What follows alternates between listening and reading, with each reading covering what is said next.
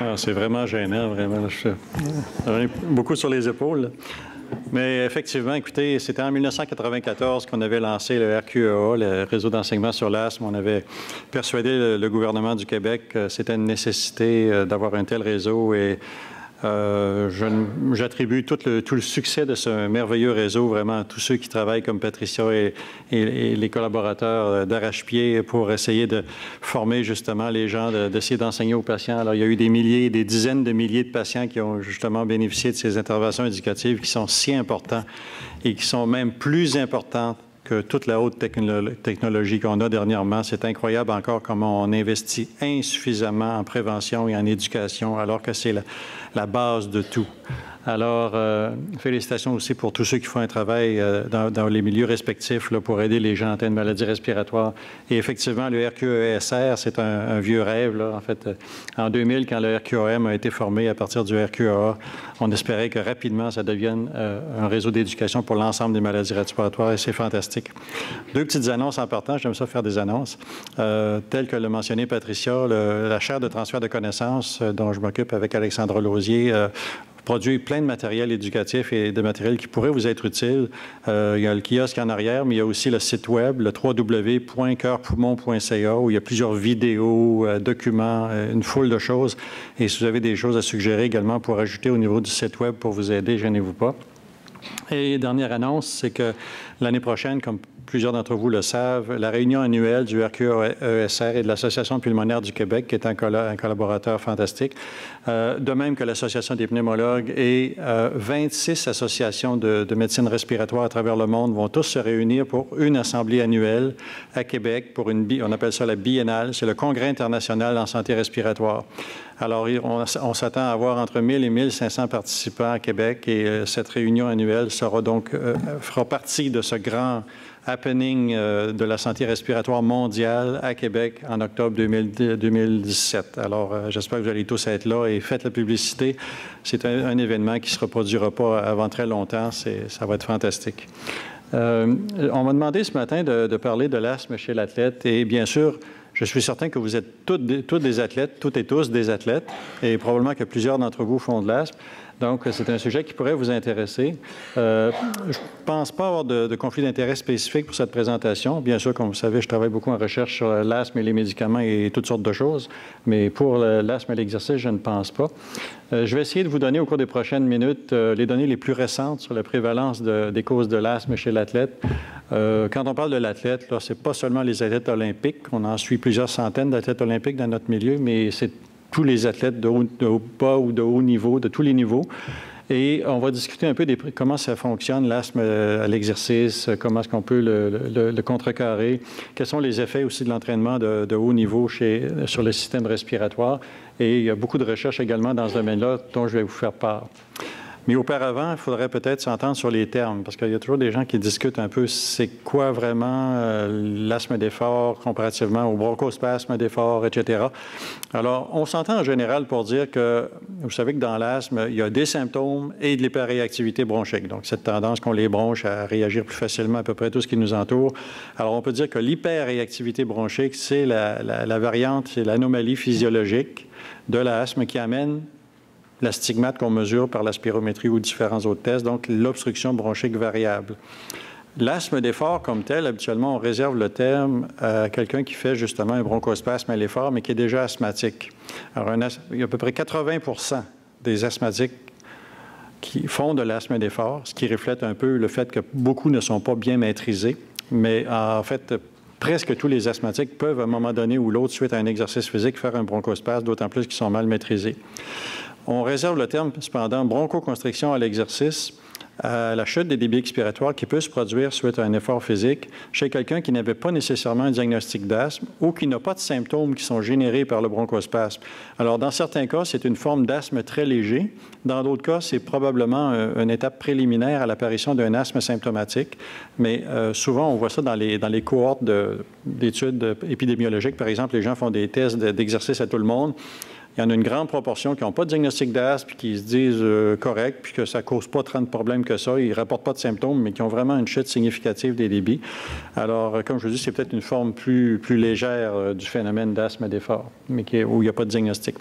Une des choses qui est intéressante aussi pour le bronchospasme à l'effort, c'est que ça se produit en général après l'effort. Puis ça nous aide parfois à distinguer un des facteurs les plus confondants de l'asthme d'effort pour lequel parfois les gens nous sont référés en disant, écoutez, la personne a un asthme d'effort ou l'athlète a un asthme d'effort incontrôlable par la médication. Et là, je leur demande, quand est-ce que ça se produit, votre essoufflement? Ah, ben c'est vraiment pendant l'effort, vers la fin de l'effort, quand je commence à être stressé pour performer. Puis comment ça se présente? Ah, ben là, j'ai de la misère à rentrer mon air, puis d'un fois, il se fait une espèce de bruit inspiratoire. Puis oui, ça prend combien de temps après l'effort? Quand vous arrêtez de faire un effort, ça prend combien de temps à disparaître? Ah, ben ça arrête presque tout de suite, ou une minute ou deux. C'est pas de l'asthme d'effort. Souvent, c'est une dysfonction glottique, donc une fermeture involontaire des cordes vocales durant l'effort. Ça peut se rajouter à l'asthme d'effort. Il y a souvent plusieurs asthmatiques qui font de la dysfonction glottique. Parfois, il y a des gens qui font de la dysfonction glottique qui ne font pas d'asthme. Alors, il faut vraiment faire des tests pour les distinguer, et on en parlera un petit peu tantôt. Mais le bronchospasme d'effort, bien sûr, est associé à la libération de médiateurs chimiques suite à l'effort dans la demi-heure qui suit. Alors, souvent, il y a une courbe de récupération spontanée, ou bien sûr, si on prend un bronchodilatateur, ça va rapidement. Dans les dernières 20 années, il y a eu deux écoles de pensée pour dire pourquoi est-ce qu'on fait un asthme d'effort. Il y avait l'école de Regis McFadden à Boston qui disait que c'est le refroidissement des voies aériennes durant l'effort, et l'école de Sandra Anderson en Australie qui disait que c'était la déshydratation. Et j'espère que ce sera la même chose pour les élections américaines. C'est la composante féminine qui a gagné. Donc, Sandra Anderson a gagné. Et maintenant, on s'attend pour dire que vraiment, c'est vraiment la déshydratation à droite là, des voies aériennes qui habituellement amène une augmentation de l'osmolarité du liquide qui tapisse les bronches, qui amène à ce moment-là la libération de médiateurs chimiques par les cellules inflammatoires présentes dans les voies aériennes. Il peut y avoir cependant un petit effet modulateur du refroidissement des voies aériennes parfois. Si quelqu'un ferait par exemple fait du ski ou patine l'hiver dans un air très sec mais également très froid, il peut y avoir une petite modulation et il peut y avoir aussi un phénomène de ce qu'on appelle le rewarming, de réchauffement. Vous savez, si vous allez dehors, pas de gants, puis il fait bien froid, la main vient blanche, rentrant dedans, ça vient rouge, quasiment un pseudo-syndrome de Raynaud. Ça peut se produire au niveau des bronches aussi et ça pourrait encourager le bronchospasme. Mais le mécanisme principal, c'est la déshydratation des voies aériennes. Alors, plus l'air sera sec, plus on va déshydrater. Et même maintenant, on fait des tests d'hyperventilation isocapnique d'air sec qui reproduit très bien l'asthme d'effort sans qu'on ait besoin de faire d'exercice. J'en glissais un mot tantôt. Alors, il y a beaucoup d'études qui ont démontré qu'effectivement, c'était surtout la déshydratation qui était importante. Et disons que, en fait, les études qui avaient été faites, surtout par, entre autres, Anderson en Australie, avaient démontré que si l'air était chaud et sec, ça bronchoconstrictait autant que si l'air était, par exemple, chaud et humide. Alors, c'était vraiment la composante de sécheresse qui était importante. McFadden, en fait, initialement, avait quand même déterminé que ce qu'il appelait le RHI, le quotient d'échange respiratoire qui englobait la déshydratation et le refroidissement. En fait, il y avait une chute proportionnelle des débits à ce phénomène lorsque on faisait un exercice physique. Alors, j'ai un petit pointeur ici qui va peut-être pouvoir me servir. Alors, effectivement, vous avez ici la chute du VEMS sur l'échelle des Y et vous avez le quotient respiratoire qui est vraiment la perte de chaleur et d'eau, mais encore une fois, c'est la perte d'eau qui a été démontrée comme étant la plus importante. Alors, ce qui se produit aussi, c'est que au niveau de l'exercice, je pense que ça ne paraît pas bien là-dessus. Oui, un petit peu. Oui, c'est ça, en pesant fort, ça va. Alors, ce qui se produit, c'est que souvent, quand le liquide péribronchique, en fait, il devient hypertonique, il y a toute une cascade de stimulation des cellules inflammatoires qui sont dans les voies aériennes, particulièrement les mastocytes. Les eosinophiles peuvent parfois contribuer, mais c'est surtout les basophiles et les mastocytes qui sont dans les voies aériennes qui vont libérer des médiateurs comme l'histamine, les prostaglandines et les leucotriènes et amener la contraction du muscle lisse bronchique. Alors, c'est un test. L'exercice, en fait, est une stimulation indirecte. Alors, on stimule les bronches et par le biais de la provocation des cellules inflammatoires à libérer leurs médiateurs chimiques, à ce moment-là, ils vont stimuler le muscle lisse bronchique. Et il y a un autre mécanisme, cependant, c'est qu'il peut y avoir également une stimulation des récepteurs sensoriels au niveau de la bronche qui va amener un réflexe cholinergique. Donc, il y a une petite composante nerveuse aussi au bronchospasme dans certains cas. C'est pour ça probablement que les anticholinergiques parfois peuvent avoir un petit effet de blocage de l'asthme et d'effort. Il peut avoir une composante nerveuse ou vagale à la bronchoconstriction. Une des choses qui a été observée, qui est très intéressante aussi et qui correspond très bien à la clinique, c'est que plus on a d'éosinophiles dans nos bronches, plus c'est facile de bronchoconstricter pour un asthmatique. Alors, l'étude de Duong à McMaster, ici, avait bien démontré, vous voyez en bas le pourcent d'éosinophiles et la chute du VEMS après un effort, c'est proportionnel. Alors, plus un asthme est mal contrôlé, plus il y a d'éosinophiles dans les bronches, plus il va facilement faire un asthme d'effort. D'où là l'importance de bien contrôler les asthmatiques et le meilleur traitement contre le bronchospasme d'effort, c'est d'avoir un asthme maîtrisé pour minimiser justement le degré d'inflammation. Sinon, c'est facile à faire un asthme d'effort.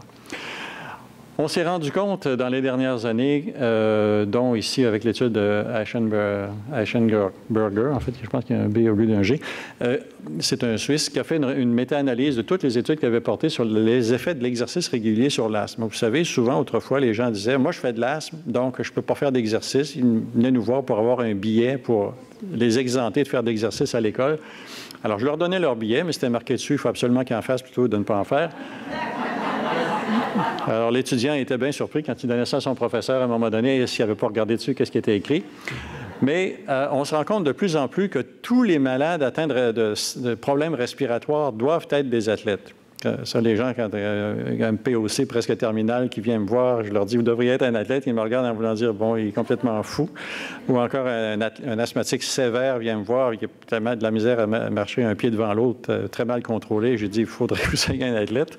Mais effectivement, on se rend compte et on s'est rendu compte maintenant que pour tout l'ensemble des maladies respiratoires, et c'est probablement vrai aussi pour la fibrose puis d'autres sortes de maladies, les patients atteints de maladies respiratoires ont tendance à devenir sédentaires et à complètement arrêter de faire de l'exercice. Et ça fait le cercle vicieux, justement, du déconditionnement qui amène de plus en plus de problèmes. Alors, il faut encourager l'exercice physique chez les patients qui sont atteints de toutes les sortes de maladies respiratoires possibles en général, particulièrement les maladies obstructives. Et il n'y a plus aucun doute maintenant, un exercice régulier chez un asthmatique amène un meilleur contrôle de l'asthme, moins de bronchospasme d'effort, une meilleure qualité de vie. Et c'est facile à comprendre, c'est que non seulement on agit sur d'autres facteurs, les muscles et tout le système global, pas seulement respiratoire, mais également, pour un même degré d'effort, quelqu'un qui est en forme va hyperventiler beaucoup moins parce que, justement, il est efficace dans sa consommation d'oxygène. En hyperventilant beaucoup moins, il va diminuer de façon importante le stimulus à la bronchoconstriction, qui est l'assèchement des voies aériennes. Mais, effectivement, ça a été démontré que tout asthmatique devrait faire de l'exercice régulier.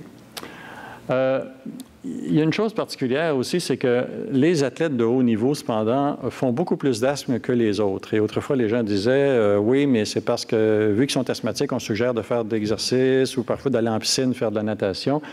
On s'est rendu compte que ce n'était pas le cas. Et toutes les études démontrent actuellement, effectivement, que plus on est un athlète de haut niveau, plus on fait de l'asthme. Et quand vous regardez les statistiques des Olympiques, je vais vous montrer, c'est assez faramineux. Et c'est surtout, en fait, les sports d'endurance. Lever de poids ou le lancer du disque, là, il n'y a pas grand asthmatique. Mais le nageur, le course, le water polo, des choses comme ça, il y a beaucoup d'asthme. Et ce qui est un peu particulier aussi, c'est qu'il y a beaucoup d'hyperréactivité bronchique asymptomatique ou sans asthme associé. Alors, quand vous regardez, par exemple, les prévalences d'asthme à l'effort, dans l'avant-dernière colonne, sport d'été, ça va de 4 à 23 23 c'est plus les nageurs et les coureurs. Sport d'hiver, il y en a quand même énormément. Vous voyez que ça va jusqu'à la moitié. Alors, on voit que c'est les sports d'endurance, surtout en général aquatiques ou exposés à des allergènes ou des polluants, et également à l'air froid, où il y a une prévalence d'asthme accrue. Et je vais vous expliquer pourquoi tantôt. Alors, ça, c'est intéressant. C'était aux Jeux de Vancouver. Les gens rapportaient les problèmes de santé qu'ils avaient eus, les athlètes avaient eus durant les Jeux olympiques. Et comme vous voyez, les problèmes respiratoires, c'était de l'ordre des 2 tiers. Vraiment très important comme problème. Il y avait souvent des infections respiratoires parce que souvent, les athlètes se transmettent des microbes et sont un petit peu plus immunodéficients quand ils sont en train de trop. J'en parlerai tantôt. Mais c'était vraiment le phénomène qui prédominait. On a fait également une étude récemment sur les statistiques des Olympiques des dernières années et en fait, c'est la Fédération mondiale de natation pour voir quelle était la prévalence d'asthme dans les différentes fédérations. Et vous voyez qu'en Amérique du Nord, par exemple, et en Australie, Il y a énormément d'asthme chez les nageurs. Pourquoi est-ce qu'il y en a moins en Afrique ou en Asie ou ailleurs? Est-ce que c'est le fait qu'ils sont moins bien diagnostiqués ou qu'ils ont d'autres types d'exposition environnementale? Ce qui est évident, cependant, c'est que plus on est exposé au chlore, aux dérivés du chlore dans les piscines, plus les athlètes ont tendance à faire de l'asthme et de l'hyperréactivité bronchique. Ça, c'était une des études initiales qu'on avait faites dans le programme aux asthmatiques en 2000, qui avait été publiée par un étudiant gradué, Jean-Bruno Langdo. Et ce qui est absolument impressionnant là-dessus, c'est de voir, vous voyez en orange, les athlètes qui avaient un diagnostic d'asthme. Alors, cold, c'est les athlètes d'hiver, humide, c'était les nageurs en piscine, mixte, c'était les biathlons, des choses comme ça. Et vous voyez qu'il y a quand même beaucoup d'asthme, mais il y a beaucoup, comme par exemple chez les nageurs, d'hyperréactivité bronchique pour lequel il n'y avait pas de diagnostic d'asthme, ce qui est absolument faramineux. Les 3/4 de nos nageurs faisaient de l'hyperréactivité bronchique ici. Alors, je vais essayer de vous expliquer un peu ce qu'il y en est. Et ce n'est pas juste une vision de l'esprit, on n'est pas les seuls à avoir démontré ça. Chez les skieurs de fond, par exemple, nos collègues de Finlande, Michael Suchu, avait démontré très bien que chez les skieurs de fond, c'était la même chose. Il y avait énormément de gens qui n'avaient pas de symptômes puis qui avaient une bonne hyperréactivité bronchique. Alors, très sincèrement, l'hyperréactivité bronchique ou l'asthme de l'athlète est un phénotype ou un sous-phénotype extrêmement spécifique de l'asthme et c'est un modèle de recherche intéressant pour voir comment une hyperréactivité peut se développer et pourquoi les symptômes apparaissent à un moment donné. Je vais en glisser un mot. Ce qui est intéressant aussi, c'est qu'avec les études qu'on a faites avec une de nos étudiantes qui est maintenant rendue professeure en France, Valérie Bougaud, on a démontré aussi que le degré de réactivité bronchique des athlètes est proportionnel, par exemple, pour les nageurs, au temps d'entraînement dans les piscines. Alors, selon le nombre d'heures qu'ils s'entraînaient dans les piscines, plus ils s'entraînaient longtemps, plus il y avait de l'hyperréactivité bronchique. Alors, vraiment, autant pour la métacholine, test à métacholine en haut, ou l'hyperventilation isocapnique en bas. Alors, ça nous dit une chose, c'est qu'il y a une stimulation bronchique importante par cette activité physique. Une des choses aussi qui est un message important si vous voyez des athlètes, c'est que les symptômes respiratoires, ça ne fout rien pour le diagnostic. Il y a autant d'athlètes, les athlètes parfois ne rapportent pas leurs symptômes parce que pour eux, c'est normal d'être essoufflé. Et il y en a qui rapportent des symptômes épouvantables, surtout de la toux, puis toutes sortes de symptômes incroyables qui ne sont pas dus à l'asthme. Alors, toutes les études qui ont été faites à date démontrent que les symptômes chez un athlète sont rien dire. Ça ne nous aide pas au diagnostic, ça prend des tests objectifs. Et quand on regarde, par exemple, les athlètes d'hiver, ils toussent, ces gens-là, c'est incroyable. Parfois, il y a des symptômes qui sont compatibles avec de l'asthme. On fait tous les tests possibles. Il n'y a aucune hyperréactivité bronchique. C'est probablement dû au stimulus de l'air froid. Alors que d'autres, comme j'ai mentionné pour les nageurs, eux, perçoivent presque rien alors qu'ils ont des anomalies physiologiques importantes. Alors, lorsqu'on avait fait en 2000, pour les Jeux olympiques de Pékin, on avait fait une espèce de consensus pour les entraîneurs des athlètes pour savoir comment les préparer, parce que les gens avaient peur à la pollution, hein, Pékin, comme Pierre a démontré tout à l'heure. Il y a des endroits dans le monde, c'est pas intéressant de faire de l'exercice tellement que c'est pollué. Et on avait mentionné qu'effectivement, l'exercice à long terme d'endurance de haut niveau était associé avec un risque accru de développement de l'asthme et de l'hyperréactivité bronchique et qu'il y avait des facteurs déclenchants possibles comme les polluants, dérivés du chlore, l'air froid. Et ça correspondait également, ça correspond à des études qui ont été faites. Quand vous regardez, par exemple, les facteurs qui favorisent le développement de l'asthme chez l'athlète, il y a bien sûr la présence d'asthme dans l'enfance, mais il y a le sport d'endurance qui est extrêmement puissant comme facteur prédictif de développement de l'asthme. Les mécanismes peuvent être variés. Alors, c'est certain que lorsqu'on fait un exercice, par exemple, dans un milieu froid, etc., il y a un air sec, très sec en général. Et les athlètes, vous savez, normalement, au repos, vous ventilez à peu près 5 litres d'air par minute. En général, quelqu'un qui n'est pas athlète et qui fait un exercice peut ventiler, mettons, 50-60 litres d'air par minute au maximum. Un athlète peut respirer jusqu'à 200 litres d'air par minute lors d'un exercice intense. Et ces gens-là s'entraînent en général de 4 à 8 heures par jour. Ça fait du stock qui rentre dans les poumons. Hein. Ce n'est pas seulement de l'air puis de l'assèchement, mais ça fait une quantité astronomique de particules. Alors, c'est sûr que tout ce qui est dans l'air, les polluants, les dérivés du chlore, les particules, les particulate matter, qu'on appelle les PM, là, qui sont des produits extrêmement toxiques, sont inhalés de façon incroyable par ces athlètes-là. Et ça peut amener des dommages au niveau de l'épithélium bronchique, libération de médiateurs et du remodelage bronchique. Température froide, on s'y est intéressé beaucoup parce qu'on a l'anneau de glace Gaëtan Boucher à Québec et on étudie beaucoup les patineurs de vitesse. Et effectivement, ils ont souvent des problèmes respiratoires associés à l'air froid. Bien sûr, les allergènes, si quelqu'un... quand on regarde notre population d'asthmatiques, ou pas d'asthmatiques, mais d'athlètes, il y a une très forte prévalence d'atopie. Il y a à peu près les 3/4 des athlètes qui sont allergiques. Alors, imaginez-vous que lorsqu'ils respirent toutes sortes d'allergènes dans l'air en ventilant 200 litres par minute, à l'extérieur en particulier, ils en rentrent de l'allergène. Alors, il y a une charge allergénique épouvantable qui peut contribuer à leur asthme. Et ça, c'est tous les polluants dont je vous ai mentionnés. Il ne faut pas oublier que dans les milieux intérieurs, par exemple, il y a énormément de polluants, comme le dioxyde d'azote, parfois, dans les arénas, lorsqu'il y avait des surfaceuses à gaz. Là, ça causait vraiment des problèmes importants. Trichloramine, c'est au niveau des piscines. Il y a même des asthmes professionnels au trichloramine chez les coachs de natation ou les entraîneurs qui ont été déjà diagnostiqués dans le passé. Alors, il y a quand même une foule de substances auxquelles un athlète peut être exposé qui peut créer des problèmes respiratoires. Et non seulement c'est des problèmes respiratoires bronchiques, mais ça peut être des problèmes respiratoires nasales. Et quand un athlète, par exemple, doit faire un exercice intense ou, par exemple, s'il a une rhinite, c'est sûr que là, la prédominance de respiration va être buccale dans ces cas-là. Et encore une fois, la respiration buccale peut causer encore plus de problèmes au niveau bronchique. Mais il ne faut pas oublier qu'il y a des symptômes nasaux qui sont importants chez les athlètes. Il y a une rhinite de l'athlète également. L'allergie, je l'ai mentionné. Et ça, c'était les études intéressantes de Bonini et de Lenius qui disaient que, par exemple, si vous avez de l'allergie, vous avez à ce moment-là 25 fois plus de risque de faire de l'asthme si vous avez des sports vitesse, 42 de plus chez les marathoniens, puis presque 100 de chance de plus, pas ça on appelle ça une chance, de faire de l'asthme ou de l'hyperactivité bronchique si vous êtes un nageur. Donc, il y a une relation directe avec le sport. Alors, pour la natation, on s'est intéressé beaucoup à ce problème-là.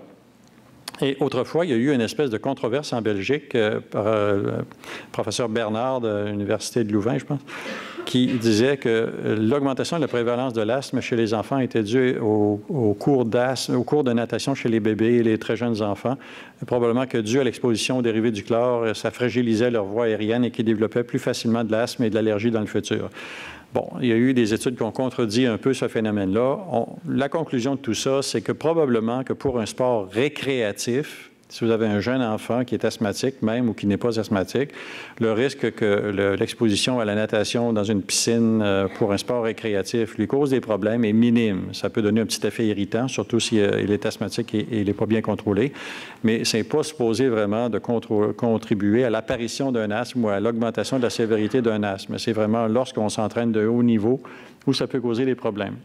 Un autre facteur qui peut contribuer au développement de l'asthme aussi chez les athlètes, c'est ce qu'on appelle le shear stress, c'est-à-dire le stress mécanique des voies aériennes.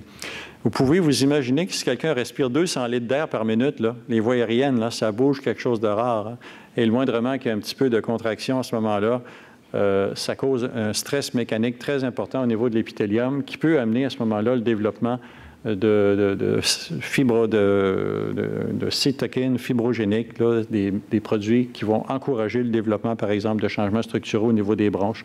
Donc, c'est un autre facteur qui peut contribuer. Le stress mécanique, en plus du stress de la déshydratation ou le stress par des polluants atmosphériques.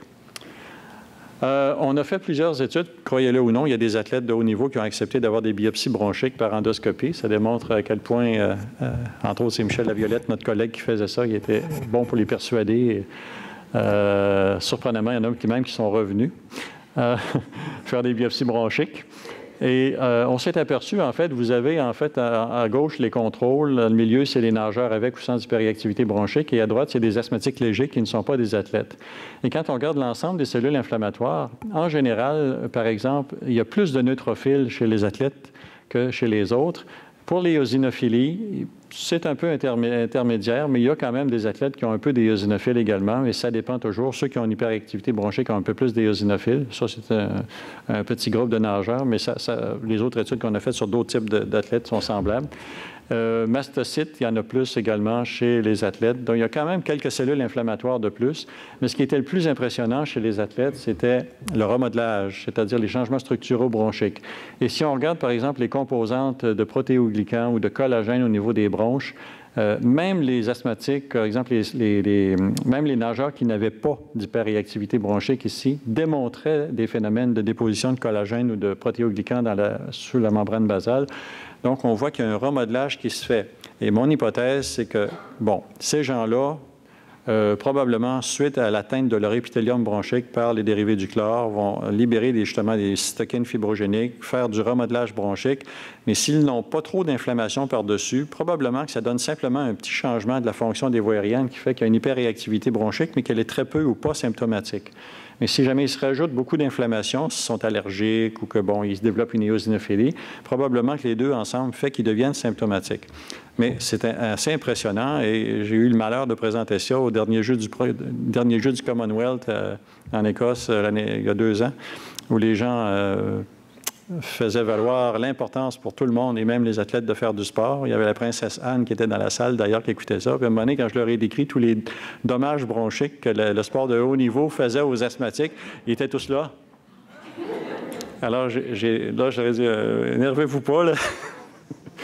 S'il vous plaît, calmez-vous. J'ai dit, je ne suis pas ici pour dire que le sport n'est pas bon. Au contraire, il faut en faire du sport. Et je vais vous montrer tantôt que tout ça semble réversible. L'histoire n'est pas trop mauvaise. Mais je dis, il faut justement agir pour prévenir ces changements-là le plus possible, protéger les voies aériennes de nos athlètes et ceux qui développent de l'asthme, au moins de les traiter pour empêcher qu'ils perdent la capacité de performer. Parce qu'on sait très bien qu'un athlète qui est bien traité, en général, gagne même plus de médailles d'or ou d'argent que quelqu'un qu'un non-athlète et qu'un non-asthmatique. Alors, surprenamment, les asthmatiques sont très performants lorsqu'ils sont bien traités. Puis, ce n'est pas à cause de la médication, je vais vous le démontrer. Mais ce n'est pas du dopage. En tout cas, on n'a pas de Russes dans mon équipe. C'est pas gentil, mais ce qui sort ces temps-ci comme rapport est assez impressionnant. Donc, on a mentionné qu'il y a beaucoup de remodelage bronchique. Mais le remodelage bronchique, comme vous pouvez le savoir, ça peut avoir un rôle protecteur aussi. Parfois, on pense que le fait de sécréter du collagène et de faire des changements structuraux peut même également parfois protéger un peu contre la bronchoconstriction maximale. Un autre mécanisme qu'on a regardé, c'est le stress oxydatif. Stress oxydatif, c'est un mécanisme non spécifique d'atteinte des voies aériennes.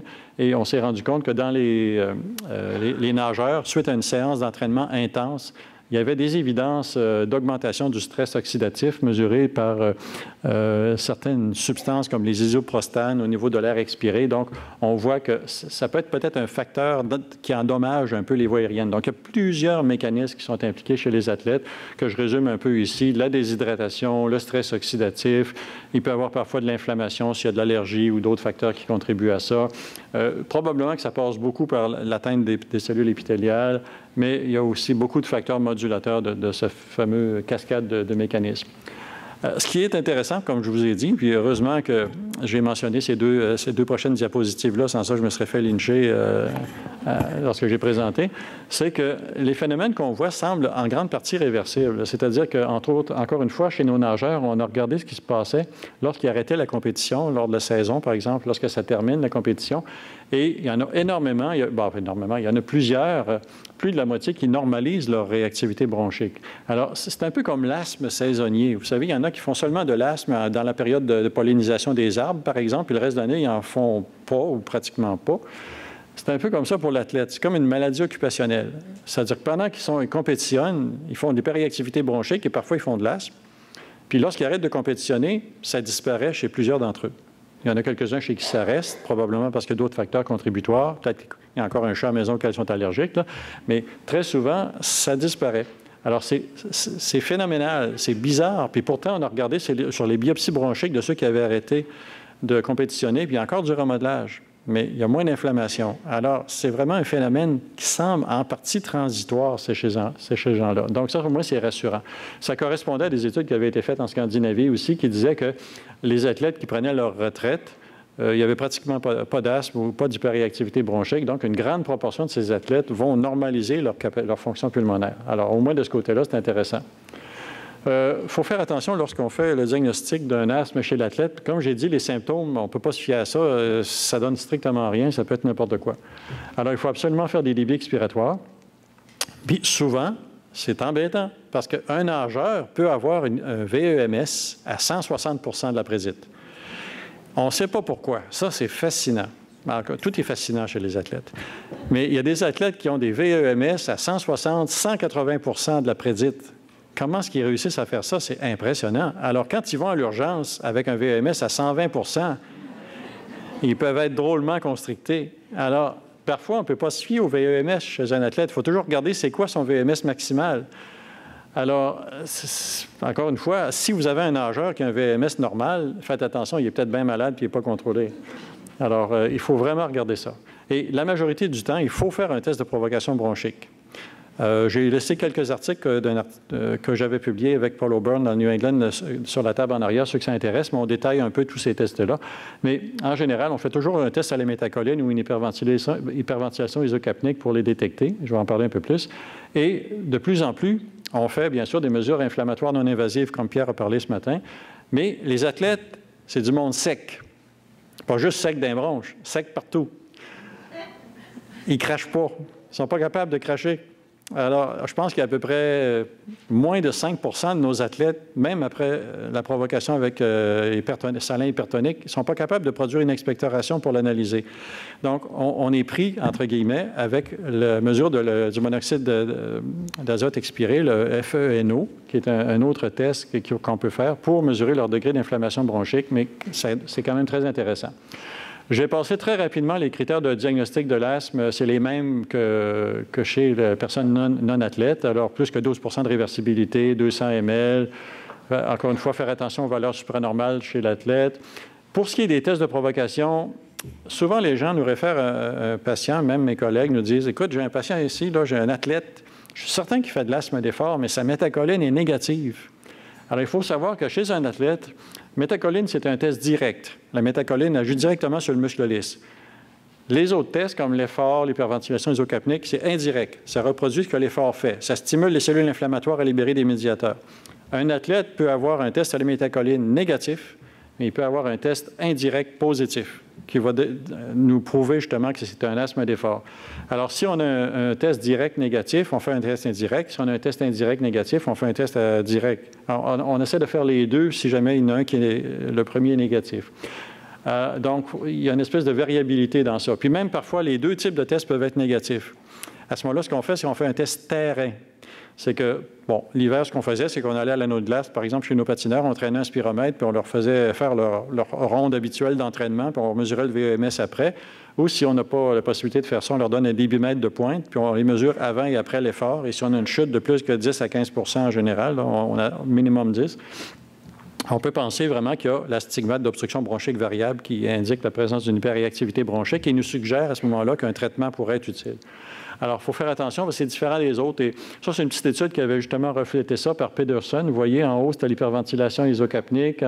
Vous aviez la métacholine en bas, test en laboratoire, field test là, sur le terrain. Alors, il y en a qui étaient positifs à 1, à 2, à pas du tout. Puis il y en a même qui étaient négatifs, mais ça, probablement que c'était vraiment des gens qui étaient hors période de compétition ou qui n'en faisaient pas. Mais c'est très variable. Donc, il ne faut pas se limiter à un seul test. Les critères sont les mêmes que pour d'habitude. Une CP20 entre 4 et 16, c'est borderline, mais si un athlète présente des symptômes compatibles, une CP20 entre 4 et 16, habituellement, il n'y a pas de problème avec ça. C'est comme pour un non-athlète. Pour l'hyperventilation isocapnique ou le test d'effort, on veut minimum 10 % si le test est bien fait, idéalement à 2 reprises post-effort ou post-hyperventilation isocapnique. L'hyperventilation, j'en parle beaucoup. Malheureusement, il n'est pas disponible partout. C'est un test qui est vraiment fantastique, entre autres dans l'asthme d'effort, parce que ça reproduit strictement ce qui se passe lors d'un effort.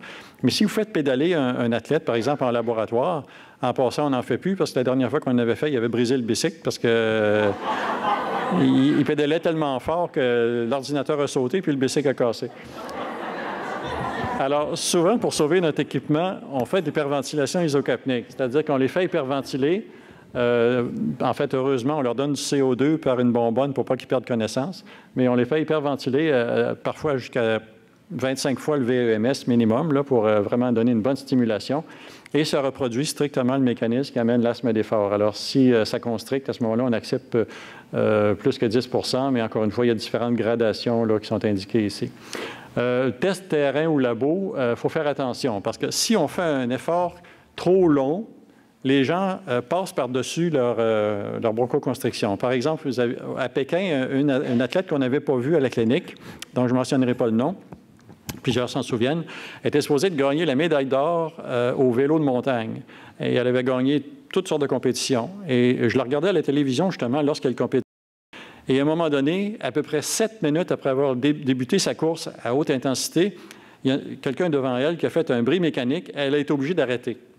Elle n'a jamais été capable de repartir. Elle a tout perdu. Elle est revenue au Québec, puis elle n'a plus de médaille, rien. Et les gens disaient qu'elle a eu un problème cardiaque. Mais elle nous a été envoyée par la suite, et de toute évidence, c'était un bronchospasme d'effort. Et elle avait choqué bien dur, comme on dit en bon français.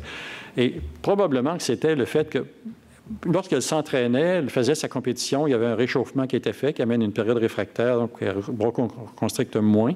Là, à ce moment-là, lorsqu'elle faisait son entraînement, elle y allait de façon progressive. Et pendant qu'on fait un effort physique, on est très sur l'adrénaline. Hein, puis ça augmente, ça dilate les bronches. Puis comme je vous ai mentionné dans la courbe de bronchospasme, pendant un effort, parfois, il n'y a pas de problème. Mais c'est lorsqu'on arrête l'effort que là, floum, là, ça arrive. Et elle passait à travers son bronchospasme probablement. Mais là, elle est obligée d'arrêter à 7 minutes, la période la plus critique pour faire un bronchospasme. Et là, la libération de médiateurs chimiques a dû se faire de façon intensive. Elle n'avait plus son adrénaline et elle a bronchoconstricté de façon majeure.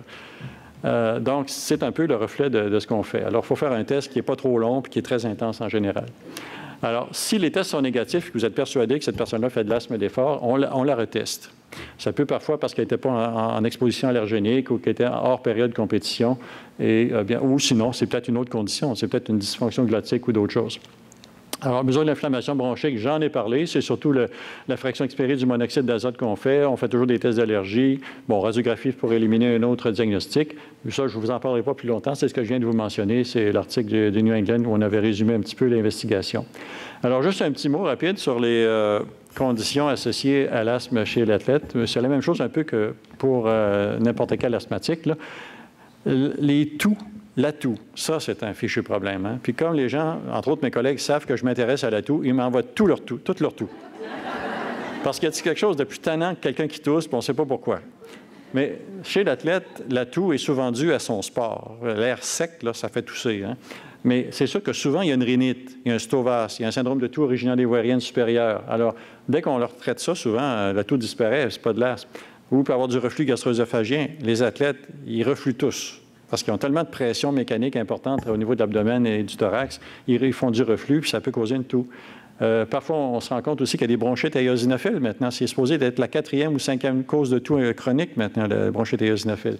Alors, c'est des gens qui ont une inflammation bronchique d'allure asthmatique, mais qui n'ont pas d'hyperréactivité bronchique. Mais ça fait tousser. Puis c'est le stéroïde inhalé qui est le traitement pour ça. Alors, on le détecte à ce moment-là par les mesures non invasives d'inflammation. Mais ce qui est le plus fréquent, encore une fois, c'est le OLI, l'obstruction laryngée induite par l'exercice, ou le ILO en anglais, Exercise Induced Laryngeal Obstruction. Puis il y a toutes les formes possibles. Alors, on a un ORL, un otorhinolaryngologiste qui est spécialisé là-dedans, parce que la majorité des ORL ne connaissent pas ça tant que ça. Alors, on a un qui est spécialisé là-dedans, il leur fait des vidéos laryngoscopie. Parfois, on fait même des hyperventilations ésocapniques avec laryngoscope en place. Alors, c'est pas facile à diagnostiquer parfois, mais il y a quand même une présentation clinique intéressante. Syndrome d'hyperventilation, bon, ça arrive de temps en temps. Puis les autres, c'est quand même plutôt rare, là. Anaphylaxie à l'exercice, j'en ai vu un seul cas dans toute ma carrière. Ça, c'est la combinaison d'un exercice, de consommation d'un aliment particulier avec l'exercice qui donne un choc anaphylactique. Heureusement, c'est rare. C'est une variante, en fait, d'allergie alimentaire. La toux, donc, j'ai mentionné que c'était fréquent chez nos athlètes sports d'hiver. Vous voyez qu'à peu près 64 dans notre étude des athlètes d'air-froid se plaignent d'une toux incoercible durant l'hiver. Et ça, c'est dur à traiter, ça. C'est pas facile. Et on leur dit, écoutez, essayez de vous entraîner quand c'est moins froid. Ils se mettent un masque, mais c'est pas toléré. On a déjà essayé les anticholinergiques topiques, comme l'Atrovan. Ça a l'air de marcher un petit peu, mais c'est très difficile, cette toux de l'athlète. Mais la rhinite de l'athlète, c'est un autre problème. Il y a des rhinites strictement de l'athlète, non reliées à l'allergie. Il y en a qui sont reliées à l'allergie, mais comme par exemple, il y a une rhinite du nageur qui est spécifique aux dérivés du chlore. Et quand il arrête de s'exposer aux dérivés du chlore, il n'y a plus aucune rhinite.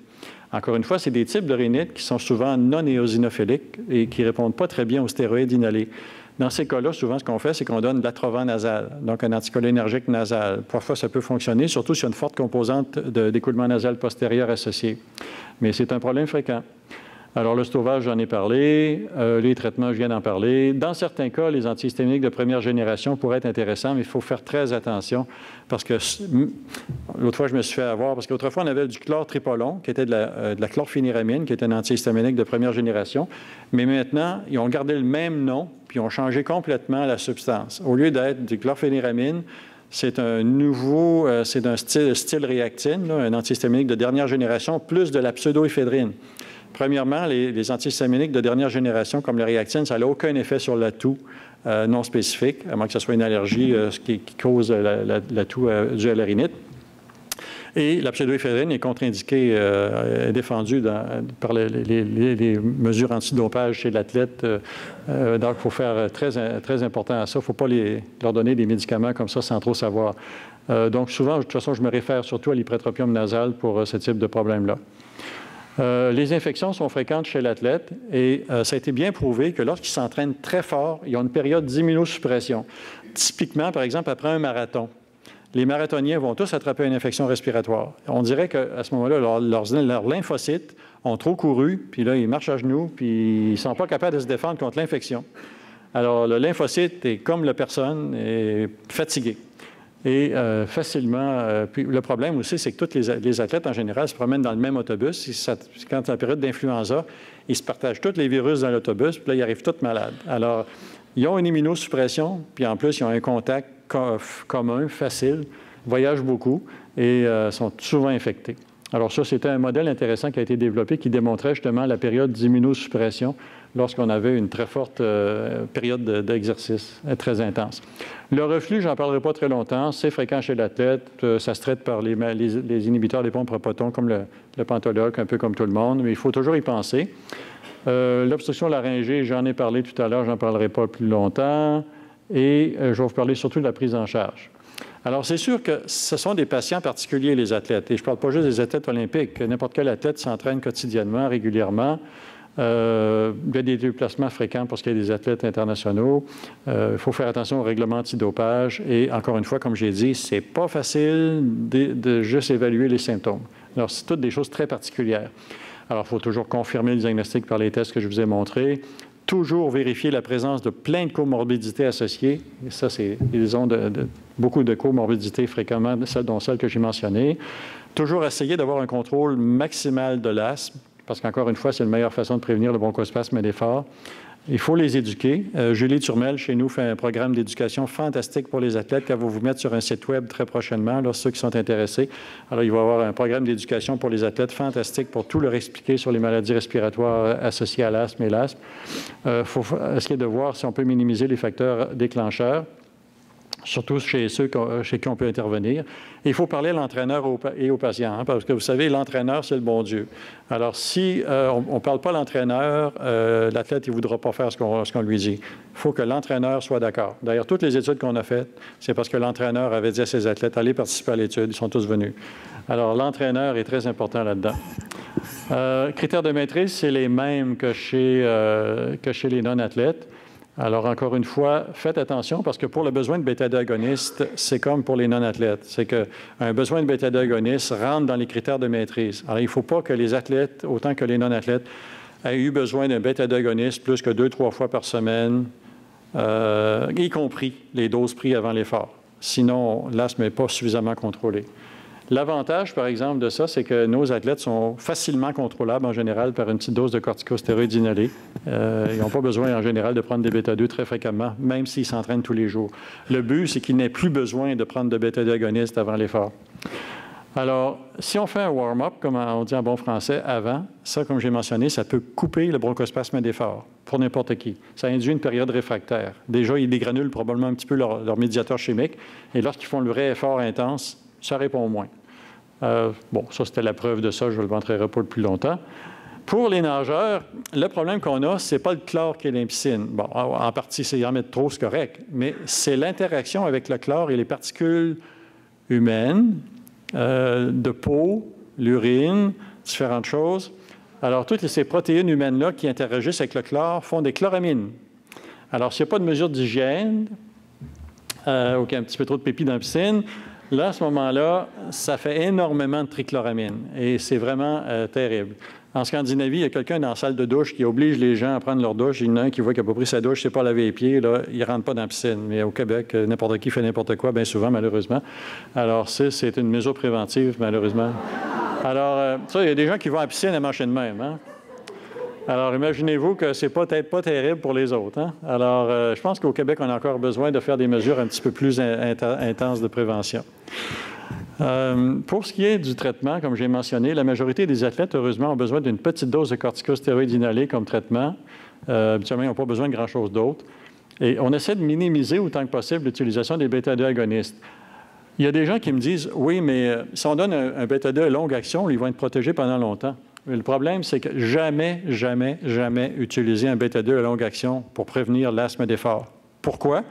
Parce que souvent, ça va être utilisé seul, sans corticostéroïdes inhalés, et ça va amener un build-up d'inflammation qui va faire qu'à un moment donné, l'asthme va devenir épouvantable, va s'écraser, comme on dit, une exacerbation aiguë. Il y a même des cas de décès qui avaient déjà été rapportés dans le passé. Jamais de longue action seul, jamais de longue action comme prévention de l'asthme d'effort. C'est contre-indiqué. Et il faut dire que pour les athlètes, on ne peut pas utiliser la terbutaline. Ça nécessite une autorisation spéciale parce que c'est dur à doser dans les urines, puis on ne peut pas vérifier s'il y a eu un dopage. Alors, il faut faire bien attention. D'habitude, c'est préférable de donner du salbutamol comme bêta-2 agoniste. Le formoterol est également autorisé, mais dans le Symbicort. Encore une fois, je ne le donne pas seul, jamais seul. Alors, si quelqu'un prend déjà du Symbicort parce que vraiment son asthme était plus que léger ou un autre combiné, à ce moment-là, bon, s'ils prennent du Symbicort, ils peuvent ajouter une puff de formoterol, pas de formoterol, mais de Symbicort. Mais encore une fois, il faut faire attention. Pourquoi? C'est que non seulement il ne faut pas donner un bêta-2 seul, mais il faut... le bêta-2, s'il est pris de façon régulière, surtout en courte action, il va se développer une tolérance, une tachyphylaxie. Il n'agira plus. Et l'effet bronchoprotecteur diminue. Alors, notre athlète qui vraiment s'en va aux Olympiques, là, si son bêta-2 ne marche plus rendu aux Olympiques, puis qu'il a peur de faire un bronchospasme, mais ça ne sera pas terrible. Alors, on essaie de garder le moins souvent possible l'utilisation d'un bêta-2 pour qu'il le garde seulement en prévention d'un asthme d'effort s'il fait une compétition extrême et qu'il veut vraiment... Ça veut-tu dire que j'ai fini, ça? Bon. On va avoir un petit peu d'interférence. En tout cas, je vais essayer de continuer un peu. Alors, les bêta-2 agonistes sont autorisés. Pensez-vous que ça va marcher?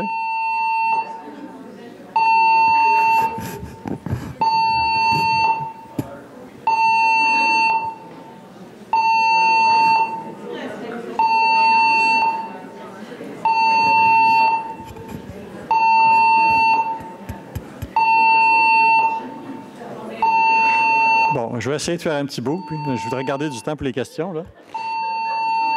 Alors, pour les bêta-2 agonistes, ça ne marche plus. Est-ce que j'ai encore? OK. Je vais essayer de faire un petit bout.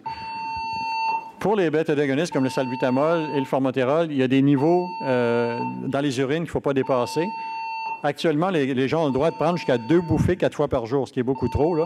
Alors, si quelqu'un dépasse les niveaux, c'est vraiment parce qu'il a essayé de se doper avec ça. Est-ce qu'ils sont ergogéniques? Non. Ce n'est pas l'explication pour laquelle les asthmatiques gagnent plus de médailles. Alors, ils ont le droit d'être pris, mais aux doses permises. Merci. Corticostéroïdes, je l'ai mentionné. On peut choisir celui que vous désirez. En général, une faible dose est amplement suffisante. Et il a été démontré, par exemple, par l'équipe d'Anderson et Subarao ici, que ça, c'est simplement pour dire que plus on donne de stéroïdes pendant une période prolongée, à ce moment-là, il y a une réduction progressive de la réactivité bronchique. Alors, souvent, ce qu'on aime, c'est que quand on a un athlète qui vient nous voir, qui est sur une petite... Cher occupant, votre attention s'il vous plaît. Un English message will follow. Après rééducation du système, nous informons au corps du monde qu'il n'y a rien à signaler. Veuillez accepter nos excuses pour les inconvénients. Merci. And dear guests, your attention please. Our investigation indicates there is no emergency situation. Please accept our apologies for inconvenience. Thank you. Bon. Alors, je suis content d'apprendre qu'il n'y avait rien à signaler. Alors, simplement, c'était des études qui ont démontré qu'on peut normaliser la réactivité bronchique chez un athlète ou même chez un non-athlète avec un stéroïde inhalé.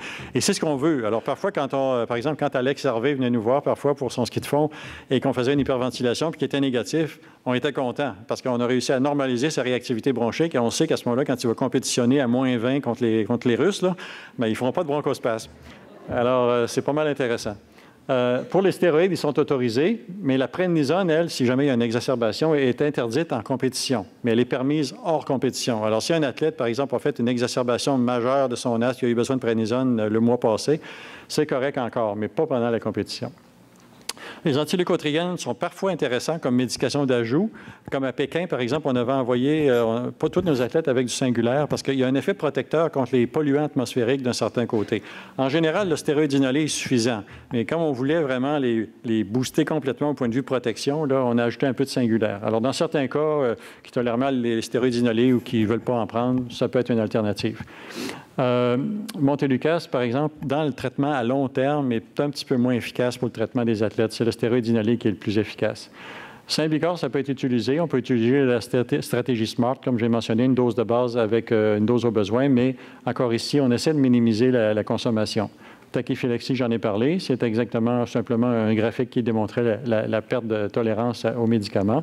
Et je voulais simplement, pour laisser le temps aux questions, de vous mentionner que chez l'athlète, l'asthme est vraiment un phénotype spécial, comme j'ai mentionné.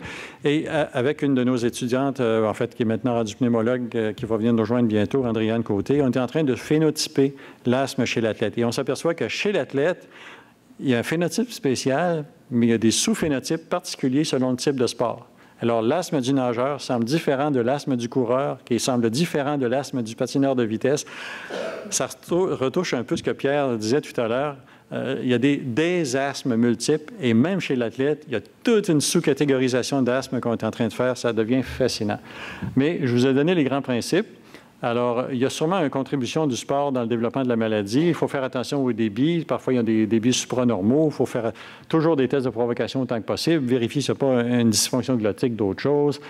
Parfois, ils n'ont pas d'inflammation ou elle est neutrophilique. Parfois, elle est un peu eosinophilique. Ça peut être n'importe quoi. Il faut faire, bien sûr, des traitements préventifs et essayer de les protéger contre le bronchospasme d'effort. Donc, c'était un peu le résumé que j'avais. Et les perspectives, c'est que je pense qu'on a encore besoin d'étudier ces gens-là. Je pense qu'il y a encore beaucoup d'améliorations à faire au niveau des piscines, entre autres.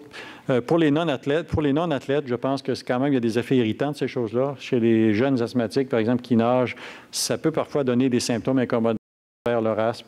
Mais encore une fois, il faut être aux aguets des différentes contributions. Donc, ça, c'était notre centre d'évaluation des athlètes à Québec pour lequel on évalue plusieurs athlètes olympiques. Alors, merci beaucoup de votre attention.